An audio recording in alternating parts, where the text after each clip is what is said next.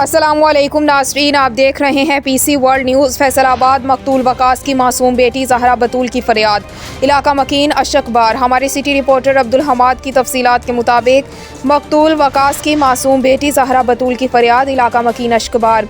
मेरे पापा के कातिलों को फांसी दो, कमसिन ज़हरा बतूल की अपील। 5 साल ज़हरा बतूल लोगों से पूछती रही, मेरे पापा क्यों नहीं बोलते।